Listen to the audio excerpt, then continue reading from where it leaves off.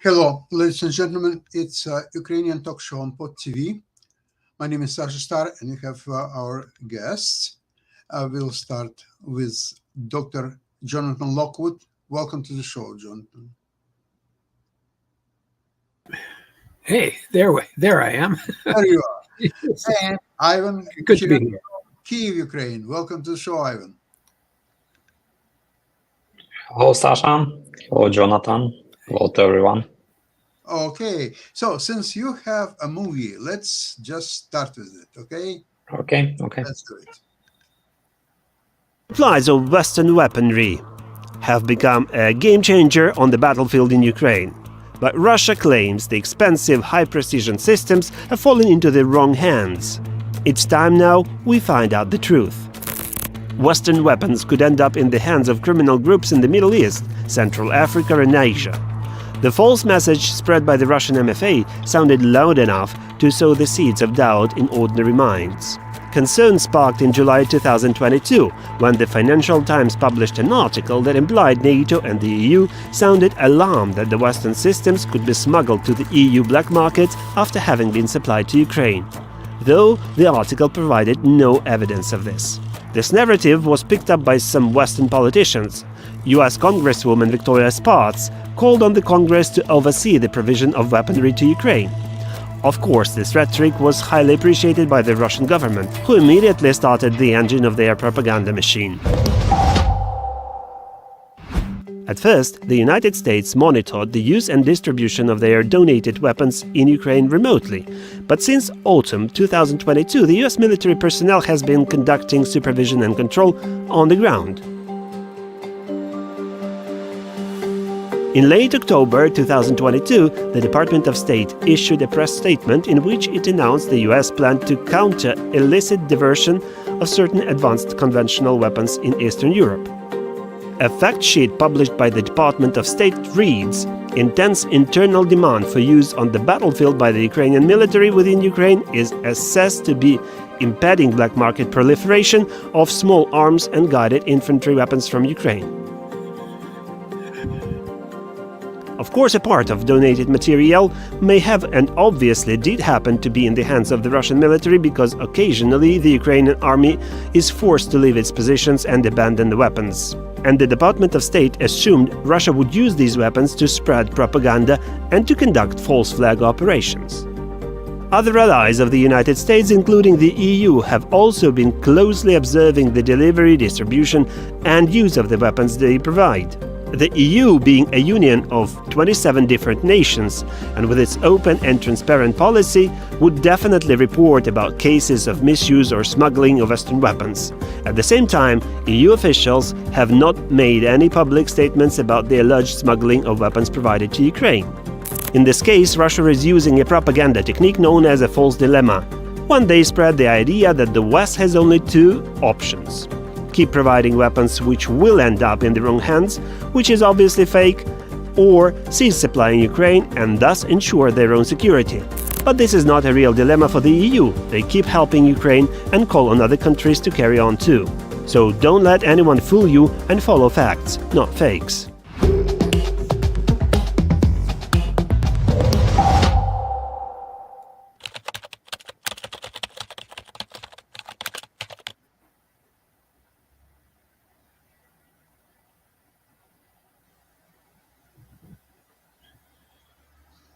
Excellent presentation.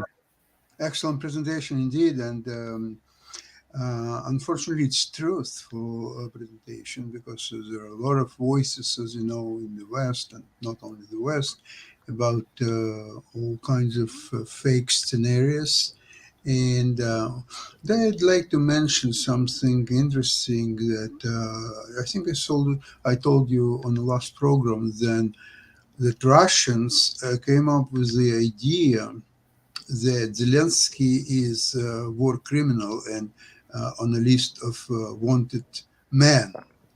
And what's happened just in the last, I think, 24 hours, there was attempt on his life.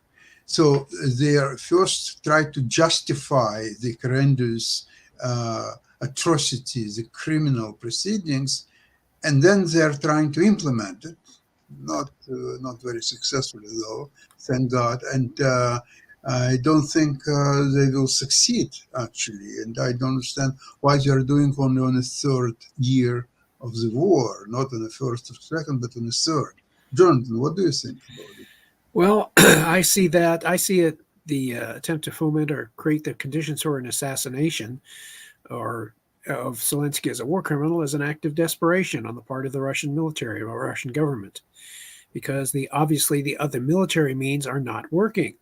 And it also, as we can see, Western aid from various NATO countries and the United States is now finally arriving on the Ukrainian battlefield, and the Ukrainian army is being able to incorporate these into its operations.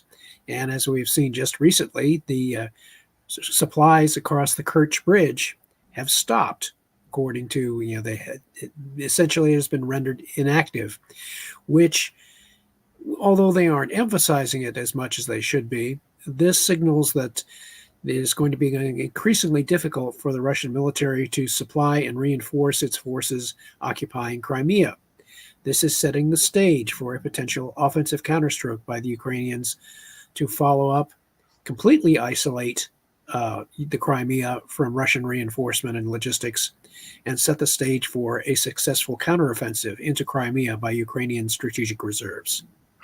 Jonathan, it's interesting. I think there is a message to Ukrainians.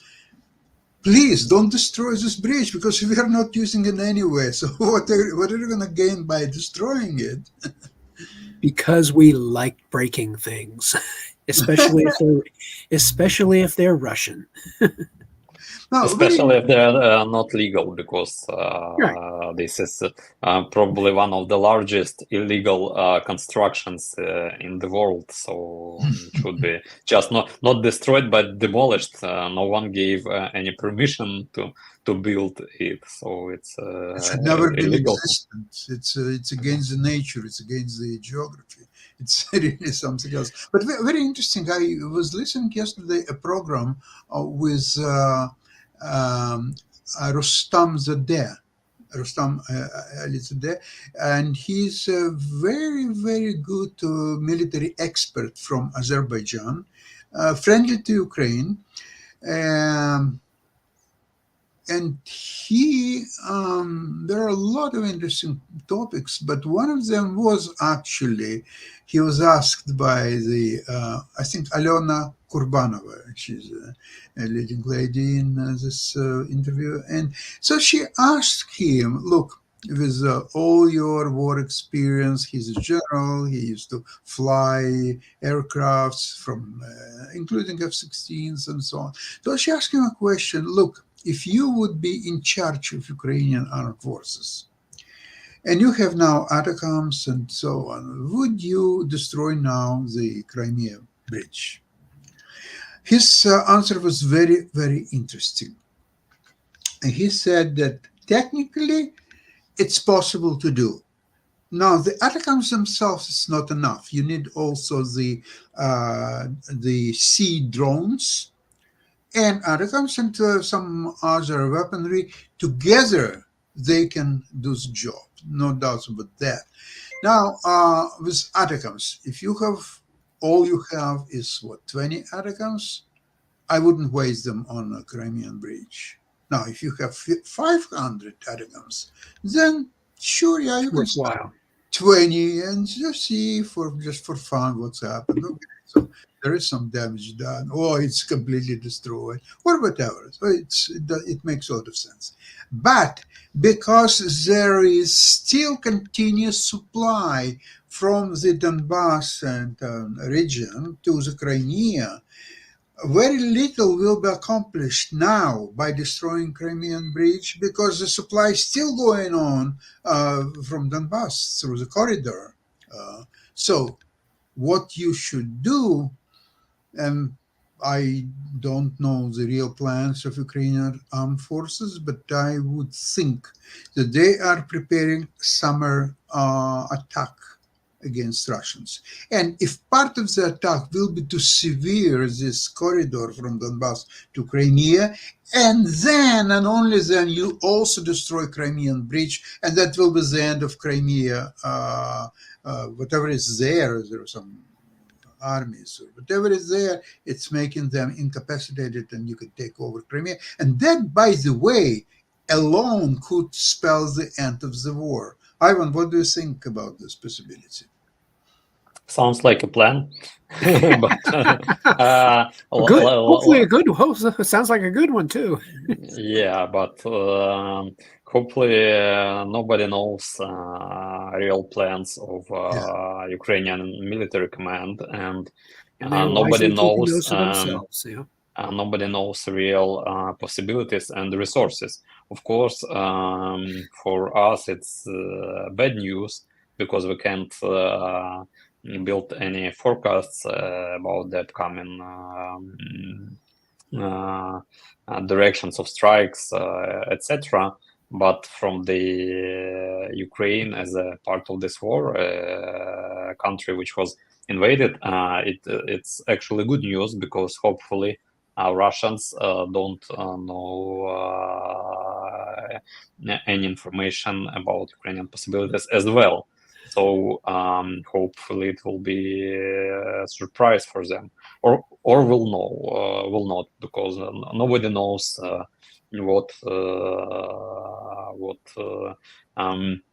actually what steps will Ukraine go on with, and what will be the attacks, or will not be, or probably Ukraine will be in defense, because a lot of experts are saying that in order to survive in a long-term perspective, Ukraine should stop doing any offensive attacks and go completely on defense, for Russia to pay a great price for each kilometer or each mile of the land which they try to capture, like they're now paying near Chasiv Yar, and like they've paid before in trying to capture Avdiivka and Bakhmut.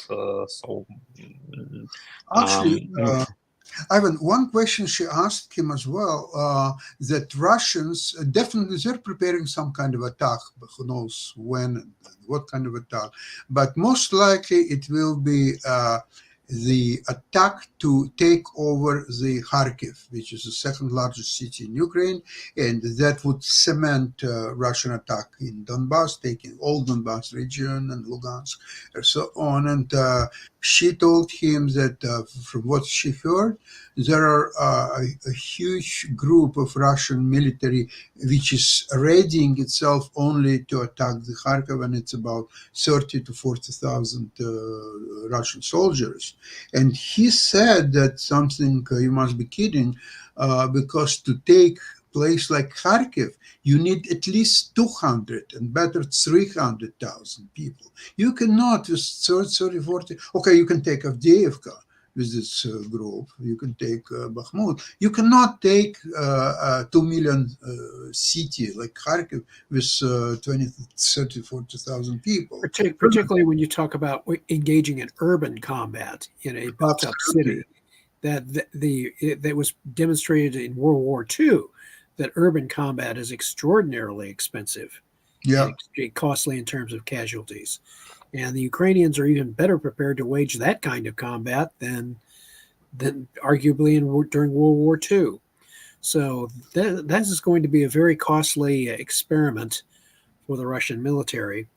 and they're with the higher quality of Western weapons now arriving, and the commitment of economic aid, of various sorts of aid from different sources, it is going to become nearly impossible, I estimate, for the Russians to achieve any kind of meaningful victory in the Ukrainian war for this year. And certainly, if the introduction of F-16s in significant numbers, which is now supposed to have taken place, and the Ukrainians are preparing to begin operations using their F-16s, we will see how decisive an effect the introduction of those aircraft have on the balance of air superiority within the Ukrainian theater. And if the Ukrainians succeed in gaining air superiority over the area, particularly over the Crimea, then once again, the Crimea becomes exceptionally vulnerable to falling out of Russian control and back in under Ukrainian control. Absolutely. And then speaking about F-16s, Kurbanova, she's a very funny girl. She asked Elizabeth a question. What's happened if Russians will destroy one F-16s? Because it will be a tragedy, because they will show it on the Red Square. Okay, here is the F-16. We destroyed it. Okay, Slava Russia, something like this. We would reply sarcastically, "It took you long enough." Even a blind squirrel finds the acorn once in a while. Well, he replied that, okay, he was flying himself F-16s. What he's saying is that it's basically a very sophisticated platform from which different type of weapons could be fired, including some the most strongest one would be it's flying something like 6,000 meters. The missile, which can destroy almost any target, and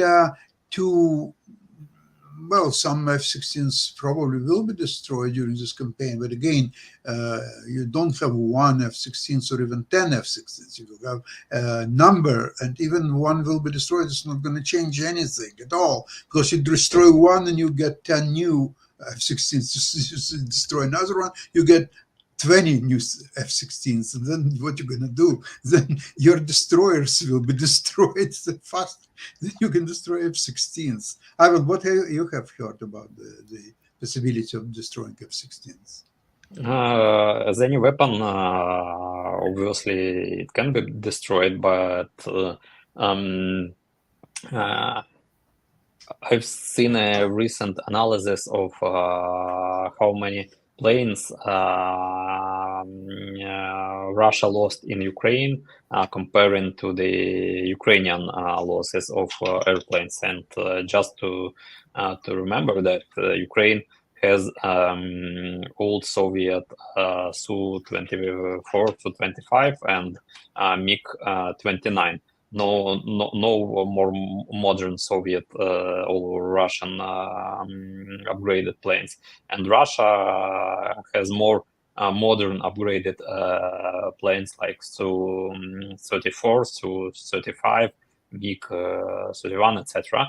And upon to this, Russian lost more than 90 planes in Ukraine, and Ukrainians lost around 70 planes. So having the war's possibilities in the air, Ukraine lost less planes than Russia. Of course, when Ukraine will get F-16, hopefully they will be more efficient against the Russian planes, but there is no unvulnerable weapons, unfortunately, and probably Russian will manage to shoot down one or several F-16. It's normal. You can lose any weapon in this war. You've probably seen this video from destroyed and captured Western weapons on the Red Square, when they found like several Bradleys or something like that, several tanks, and made a great show on the Red Square from it that look, we've destroyed some Western weapons in Ukraine. But what is funny that the whole Ukrainian territory is a show for destroyed Russian weapons. You can't in Kiev, when you walk through the Kiev, there are several places where those destroyed Russian tanks, armored vehicles are stationed for tourists to have a look at them, to make pictures, and it's especially funny when Russia lost dozens of their tanks and other weapons in Ukraine, and they are so proud that they've destroyed several Western tanks, and they put them on the Red Square and made a real show for them. It actually shows how Russia is trying to make propaganda even from their losses, actually. So, of course, if they will manage to destroy F-16, they will be so happy about that. But it's normal because it's war. Ivan, Russians have some weapons that you don't even need to destroy. For example, tank Armata. You don't need to destroy tank Armata because it cannot move anyway. So it's standing somewhere on the Red Square. You don't have to worry about that. And I said on the last program, I think that the inventor of tank Armata came under Western sanctions. So he's so upset. Okay, I invented a tank that cannot move, yet I'm under sanctions. All of this reminds me of a rather grim joke that the Chinese used to tell among themselves when they were being invaded by Japan back during the 1930s. And one Chinese says to the second Chinese, "Well, we fought the Japanese today. We lost. How many did we lose? We lost 10,000 men. How many did the Japanese lose? 100." And the first Chinese says, "Marvelous, we will soon have them on the run." Yeah, because Chinese superiority in the manpower. So this is believed also that Russia is such a superior superpower as a mobilization is concerned. So they can afford even this group under Kharkov, 30,000, 40,000. They can afford to lose it all because they will bring another 30,000, 40,000. And but it's not the same. You're talking about trained soldier, well equipped, ready to fight, and you're talking about some people coming from Buryatia and so on. You don't even know what's happening to them. Why they brought them there. The quality of soldiers is not going to go up. They have already used and had most of their higher quality troops destroyed in this conflict, and the only ones they'll be able to feed more bodies into the machine, but there's no assurance, particularly as Ukraine continues to acquire superior weaponry and superior other forms of economic and military aid, that those casualty figures are going to go anywhere but up significantly as the Russians continue to try and mount an offensive. And particularly as Ukraine continues to successfully develop its own military production capability, production of drones, and being able to overwhelm the enemy with massive drone attacks. And we are seeing increasing evidence of the Ukrainian deep missile attacks having significant damage on Russian oil production capability and various other factors. When you take all of these together, it does not add up to a very pretty picture for the Russian prospects of a significant victory in 2024, let alone 2025. So this is, I've heard, and I've heard some analysts remarking about, how that rather that we should seek peace rather than engage in a forever war, so-called forever war, continually trying to reinforce Ukraine. And what these analysts fail to understand is that this is not a situation of a forever war. This is one where you have to stop the Russians in this war rather than try to engage them in a subsequent war against not only other former Soviet republics that are now members of NATO, but against NATO itself. Putin is selling this to the Russian people as an existential war for survival against the NATO organization, even though NATO did not start this war. Russia did. Very interesting explanation he gave about. She asked him about the I want to say Trudeau, but it's not Trudeau; it's Macron. The Macron war that France can move his armies to Ukraine under certain conditions, and how he's treating this. He's treating, look, the Macron is very interesting man. Today he's best friend with Putin, and he's trying to save his face. Now he wants to bring the French army to the Ukraine to fight Russians or so on. So you can't take 100% seriously what he's saying and when he's saying. But one thing you must understand, why France is talking about moving armies to Ukraine, not UK or US or any other countries, but France. Because France historically has a French legion, it's international brigades. They are not Frenchmen, actually. They are from all used to be French colonies and so on. So somehow there is a French connection, but they're not really French people. Actually, they are enlisting in a French in a foreign legion, trying to, first of all, of course, make some money as usual, and gain French citizenship as a result of their service. So if they will make a decision to move the international foreign legion to Ukraine, it's easy for them logistically to do. They're all well-trained, well-equipped. They can really fight.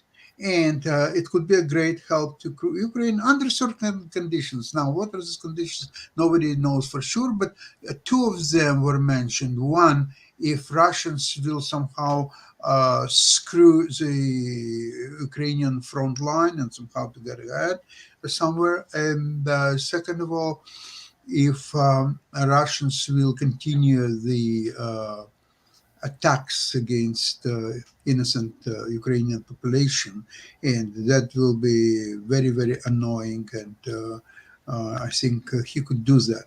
Again, what's a very important question to him was, when Ukrainian drones, they're doing attacks against the oil refineries inside Russia, sometimes 1,000 kilometers from the border.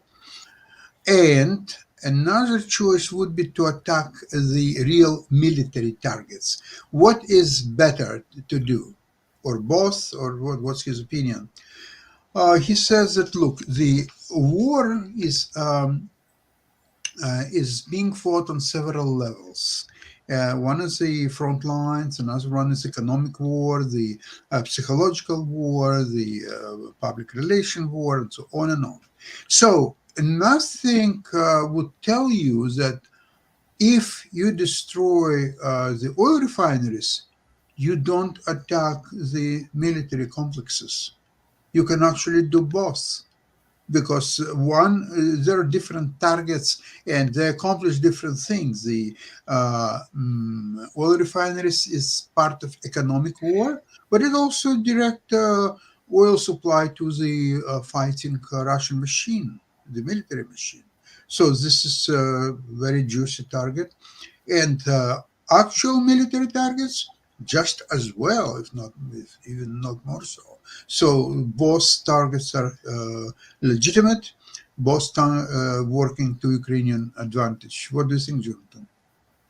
I agree with you on that, because so long as the Ukrainian military can keep up the pressure and continue to weaken Russia's logistical capabilities and reinforcement capabilities, that sets up the Russian military for a Ukrainian counteroffensive at the right time, presumably into Crimea, to cut off the Crimea and set them up for subsequent reoccupation by the Ukrainian government. And that would be, as I said repeatedly, that would be an unmistakable military defeat for Russia. They would not be able to explain it away. They could not spin it or use their propaganda machine would be taxed. It would be overtaxed trying to explain that one. Says, "Oh, we really meant to give up the Crimea." Yeah, Sure. it's part of strategic move. A really clever strategic withdrawal. We're going to lure the Ukrainians into reoccupying the Crimea, and then we'll take it back. Right. Yeah, with a great attack, and yeah, it remains to be seen how it's going to play out. We are advancing to the rear. Hmm. So let's see if Russians don't have enough power to attack cities like Kharkov. And okay, so it takes several months to take Avdiivka or Bakhmut. Then what is the danger of Russians to actually go and prevail on a front line against Ukrainian army? Ivan, what do you think?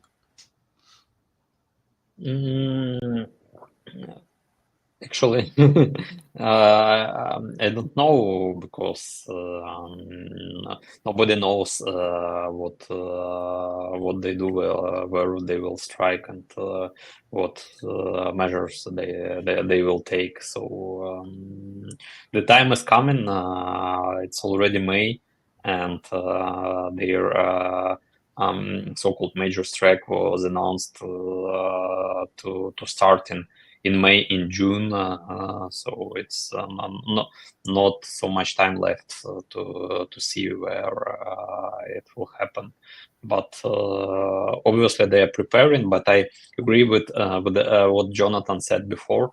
And the all skilled Russian soldiers were left near Kiev region, Kharkiv region, and Sumy region in 2022. They now just don't have a possibility to train their troops and prepare them well. They're just recruiting them, training very quickly, like couple weeks, and throwing just into the meat grinder. So and when someone said that this war may become endless and that will be going for ages, from the point of view of Western countries, probably it's more profitable for them to become this war endless while it's being localized in Ukraine, because as soon as Russia will stop, they will have enough time to train their troops and to attack with more power on any other directions, and not on Ukrainian one. Probably it would be Baltic states or even Poland. They will believe that NATO will not do anything for them, that their proxies like Hungary will block any NATO solution to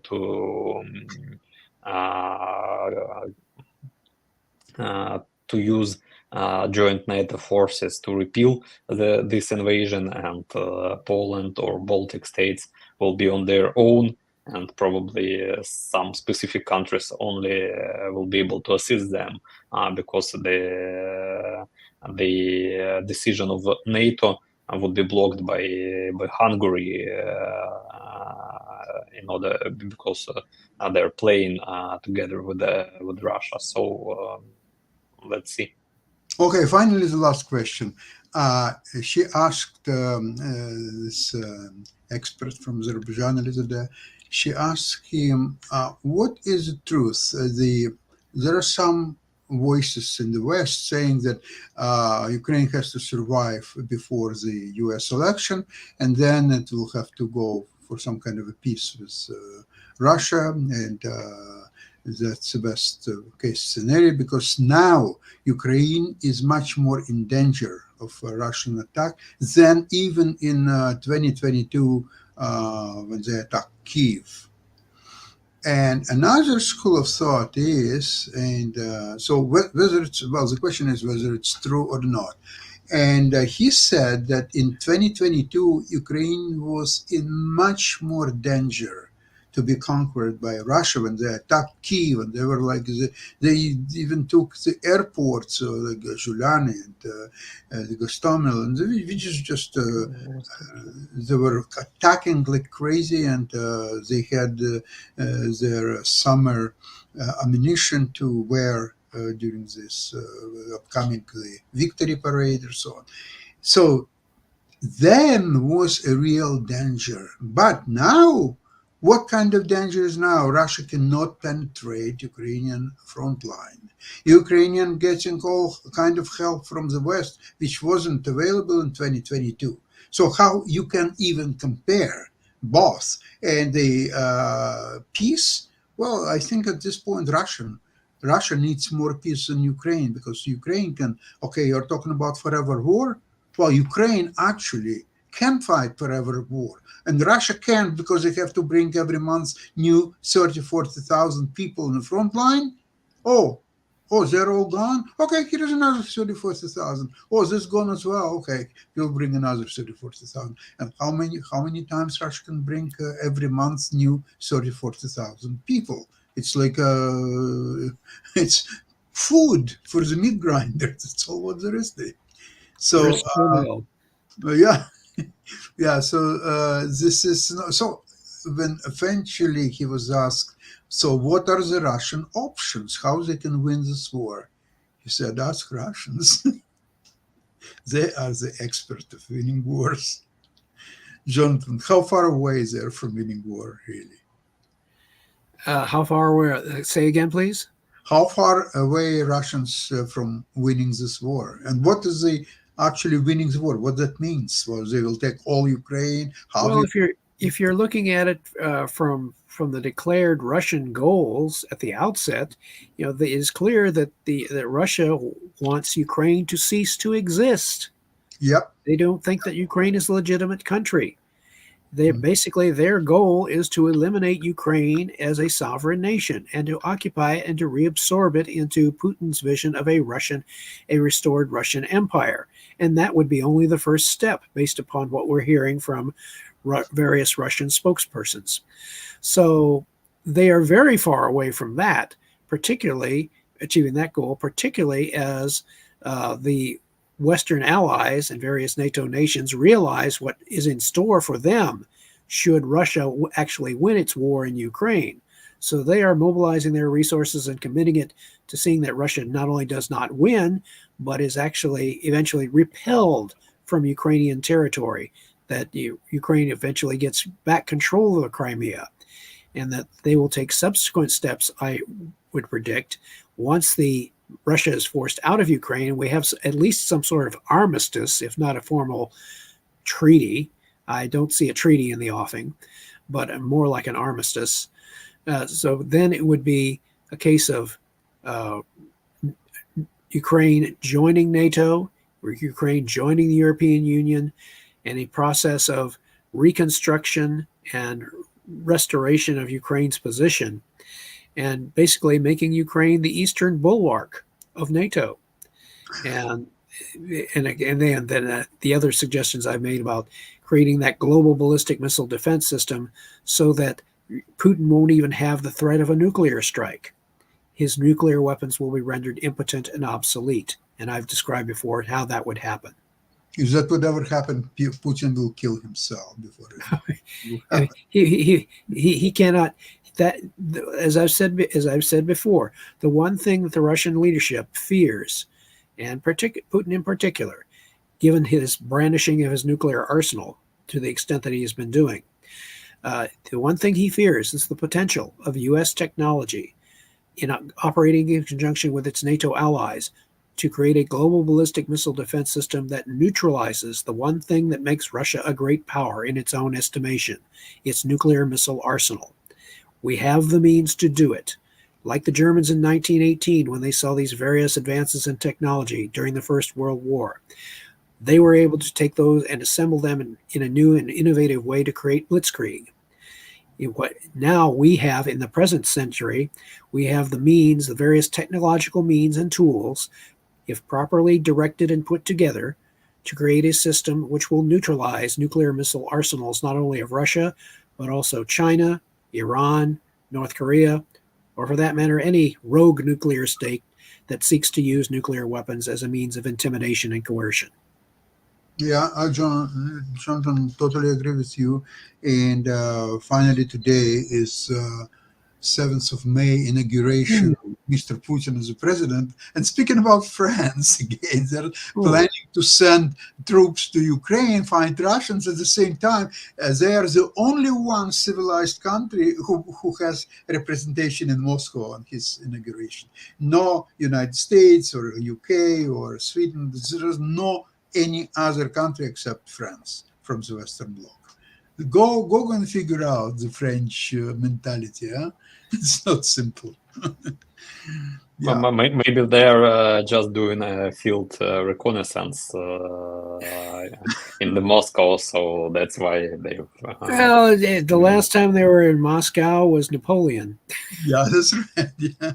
Well, and Moscow was burned. So yeah, Moscow was burning at that point. Yes. So maybe they're just scouting it out for future reference. Yeah, the French didn't have cameras at that time to take pictures and all that stuff, unfortunately. Well, anyways, yeah. Thank you so much for today's program. I wish you a great week. And before the week will be over on Friday, I really looking forward to see both of you here, same place, same time. Thank you very much. Bye-bye, everybody. Thank you. Slava Ukraini. Героям слава.